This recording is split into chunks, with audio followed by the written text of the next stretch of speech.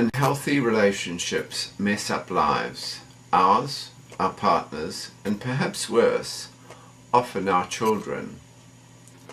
Often we wished we had been able to see the future as to how things could turn out, and perhaps we would have made different choices when it came to our partner. Fortunately, things are now different. Thanks to neuroscience and psychotherapy, we can have a much better idea of how one's partner, and even oneself, are likely to behave under the stress of a relationship in the future. And that might save a whole lot of tears. Hello. We all know relationships can be messy, but the information I'm about to give you might be helpful in your choice of partner, or in recognizing your own negative behaviors and choose to do something about it.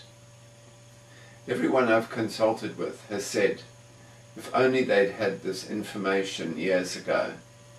Most of you listening to this are probably aware that you are the way you are because of how you were parented, and in turn, this is likely to reflect how you behave in relationships. Said another way, we bring our relationships with us. We bring our relational inheritance with us, and nowhere do we bring it more forcibly than into our parenting. A lot of people don't realize this. When they think parenting comes naturally, they're correct. It does come naturally, but it comes naturally the way you learned it. It doesn't necessarily come naturally to do it differently. Daughter is reprimanded by her mother, and she grows up, and it's likely she treats her daughter the way she was treated, and that daughter then treats her daughter the way she was treated, and so on. Education and awareness changes this. If we think about it, how we relate to people is probably the most important factor in determining our happiness. This is especially true when it comes to our partner and our children. So this presentation is to help you understand the characteristics that we and others consciously use which disrupt our relationships. We start to learn to relate from the moment we are born, and obviously the better we are related to, the better we will respond to people when we grow up. What we're talking about here is attachment theory, which was first publicized by Sir John Bowlby, who, around 1950, theorized that a parent's own childhood upbringing might influence the way they parent their children. Research validated this theory, and further research by others found that as a result of this upbringing, we loosely fitted into 4 types of attachment styles, which determine how we relate to those closest to us as adults. Are you aware that psychologists can now predict up to 80% of the time how an infant will relate towards their mother even before she or he was born? So we're able to get a good idea of what the child will turn out to be like when they grow up. Interestingly, as far back as 2009, Tony Blair, the then Prime Minister, did an interview for the BBC where he told the reporter of his conviction that one of the answers to the problem of antisocial behaviour in children was to target vulnerable pregnant women. He believed that with the right education and support, welfare departments could spot children at risk of becoming socially problematic before they were born, and that if we provided the right support, the benefits for those families and wider society would be huge. Taking this further, we could make education available which would help all parents secure a better relationship with their children, thereby helping them towards a more stable relational life when they grow up. We have all been subject to parental behaviour which has impacted on us. The consequence of these behaviours are that we might be dependent. We need others to assume responsibility for most major areas of our life. We might be enmeshed, where we give up our own individuality to become someone our partner wants us to be. We might be anxiety-ridden, where we have a desperate fear that the other will leave. We might be avoidant, where we fear another becoming too close in relationships. We might be independent, where we prefer our own company and believe we can only depend on ourselves. Or we might be interdependent, where we are in mutual harmony with our partner. We give the other the space and time to do what they want to do, and the other responds reciprocally to us. Which boxes did you tick? The characteristics of these relationship types fit into the 4 types of attachment. Naturally, this is theory, and no one fits exactly into the following patterns, but hopefully you will get an overall idea of where you might be. These are disorganized, ambivalent anxious, avoidant, and secure. We'll start with disorganized attachment. About 10% of the Western world falls into this category, and it's most likely brought about by the parent has provided a terrifying way for the child in seeing the world. The parent is terrifying or terrified. This means that part of the child brain says, I need to go towards my attachment figure for survival, and the other part says, I need to get away from them. Such people are very likely to have a psychiatric label.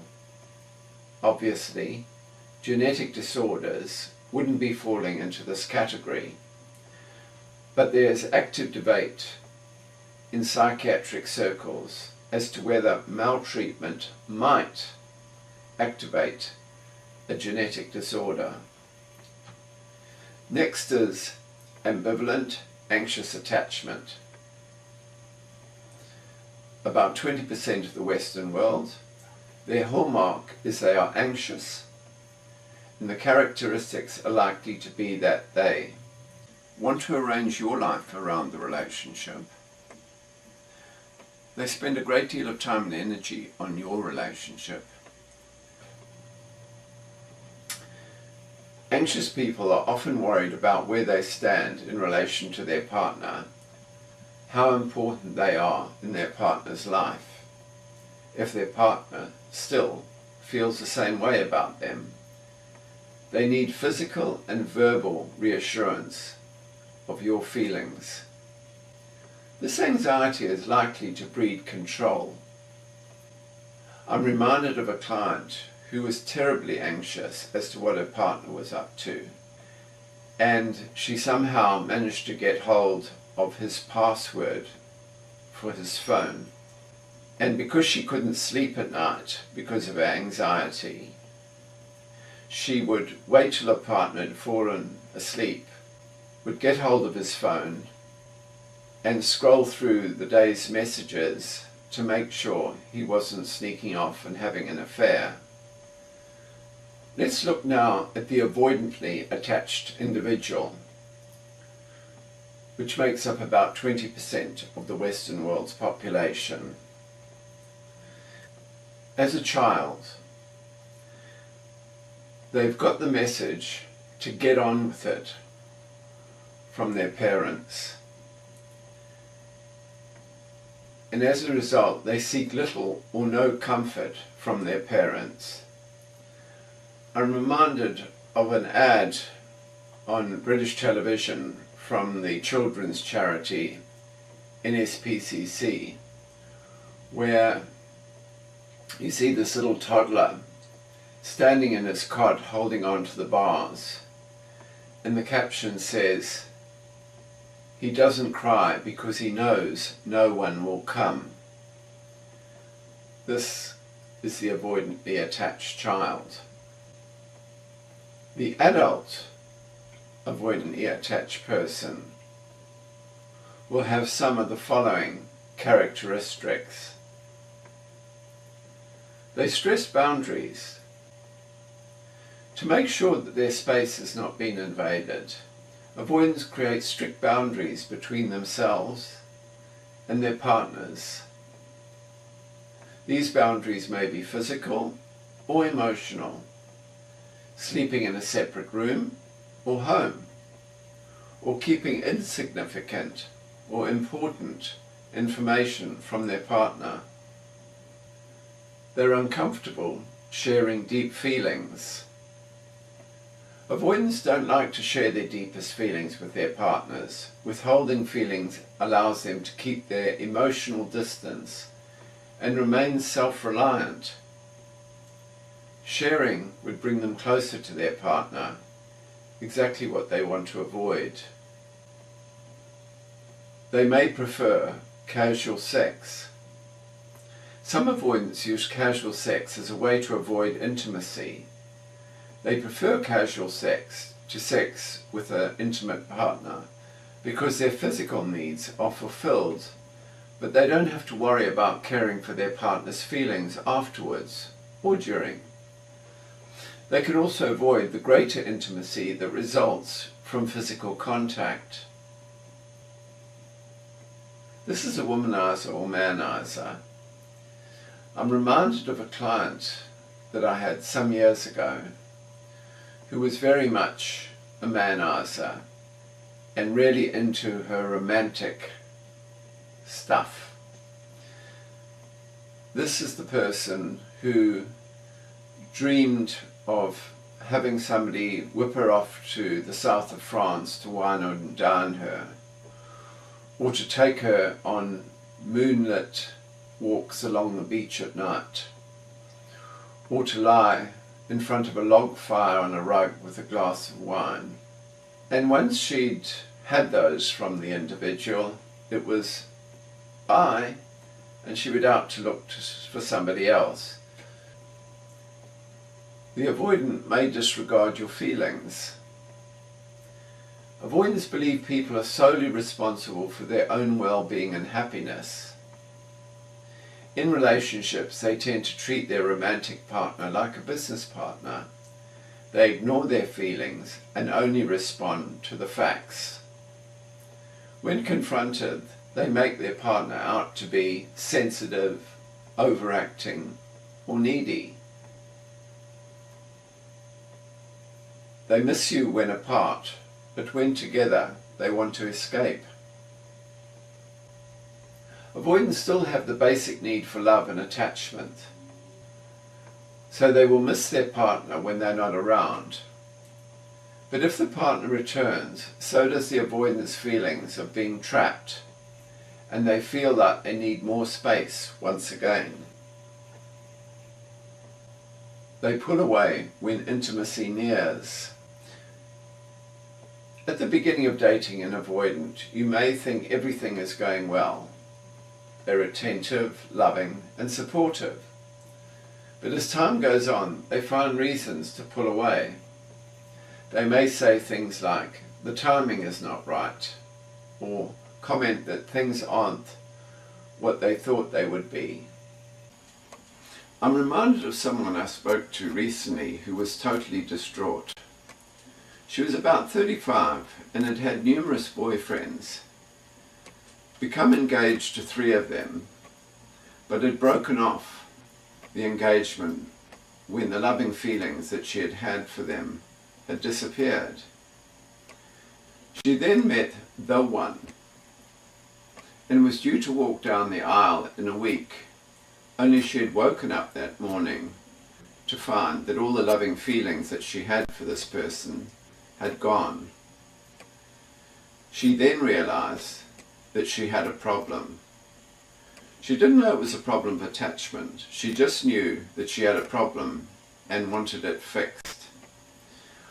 On top of that, she had huge feelings about how she was going to devastate her partner if she chose to tell him. They may idealize a past relationship or partner or dreams of the one. They convince themselves that their current partner is not right for them and fantasize about a perfect person who will fulfill them. This way, true love and intimacy are always just out of reach. They send mixed signals. Avoidants tend to be on and off about their relationship. One day they are planning to move in with their partner, and the next day they act as if they've just met them. They will appear sensitive, yet distant at the same time. Partners are not sure what to think of them, and when their partner finally decides, the avoidant changes again. They value independence and look down on neediness. If your partner cherishes independence above all, it is a clear sign that they are avoidant. Avoidants believe they are strong and independent and that they can ultimately only count on themselves. They look down on those that recognize their need for others. They have a fear of commitment and a fear of being trapped. The number one sign that your partner is avoidant is if they fear being trapped into a long-term commitment or marriage. Avoidants are constantly on the lookout for any impingement on their space and anyone wanting to create more intimacy. Remember, this is a constant mode of thinking with the avoidant, not a one-time concern. I'm reminded of a couple I knew who'd been together for about 6 years. They had a sort of open relationship, but neither really capitalized on it. But it was available to both of them should they have chosen to have had a fling. The problem started when she became aware that her body clock was ticking and that she wanted to have children. Only she wanted to get married for the sake of security, which would have meant the end of their open relationship. He wasn't really over the moon about the idea, but agreed to it, so they got married. I then heard that he was really depressed, and the next thing I heard was that he'd practically run out of the door screaming with his bags, and that was the end of the relationship. When I met him again, he said, "You know, the day I left, the sun shone again, and I was free from those big feelings of entrapment. You have no idea how bad it was." The thing to remember about avoidance is that despite their drive to have space, they, like all human beings, are driven towards connection. They are content when they know when there is someone there for them, but closeness and intimacy terrifies them. Next is secure attachment. 50% of the world's population make up this category. This is the child who can separate from parents, not the type to be clinging to mom's skirt on the first day at school. They seek comfort from a parent when frightened, and they greet the return of parents with positive emotions. As adults, they have trusting, long-lasting relationships. They tend to have high self-esteem, are okay with sharing their feelings with others. So let's look at some of the behaviours of the securely attached person. They discuss plans and make decisions with you. The partner with a secure attachment style will rarely make important decisions about the relationship by themselves. Instead, they wait and ask for your input and make decisions that take your views into account. They don't believe relationships are hard work. Secure partners tend to be satisfied with their relationships, even during rough times. They don't dwell on small problems or talk about how difficult relationships are. They are trustworthy and reliable. When a person with a secure relationship style says they will do something for you, the chances are they will. If they can't follow through with a promise or plan they made, they will explain why, usually in advance. They compromise. They're less concerned with being right and making you wrong. They're likely to understand your point of view and come to a mutually satisfying agreement. They're comfortable with commitment and intimacy. They don't mind the closeness created by a long-term relationship. They don't worry that you're cutting down on their freedom or trying to trap them, as an avoidant partner might, or that you might find them inadequate or reject them, as an anxious partner might. They effectively communicate. Partners with a secure relationship style share their feelings and opinions in a clear and straightforward way. They don't expect you to guess what they're feeling or create a scene to get your attention. They're also clear about where the relationship is headed. Secure people also value independence, but not to the same degree. Secure partners realize the importance of both independence and interdependence. Avoidants only acknowledge the need for independence. The belief of a securely attached adult is, it's relatively easy for me to become emotionally close to others. I am comfortable depending on others and having others depend on me. I don't worry about being alone or having others not accept me. Just to remind you, about 50% of the world's population is secure, 20% is avoidant, 20% is ambivalent / anxious, and about 10% is disorganized. So what's the best combination? If we look at relationships and how they fare in relation to attachment theory, we can see what combinations may work better than others. Two secure people coming together are most likely to be the most successful. An ambivalent anxious person and an avoidant type is very common and probably the most destructive. Somehow they seem to attract each other. Once together, the anxious needs to keep the avoidant under their watchful eye as they think they will leave.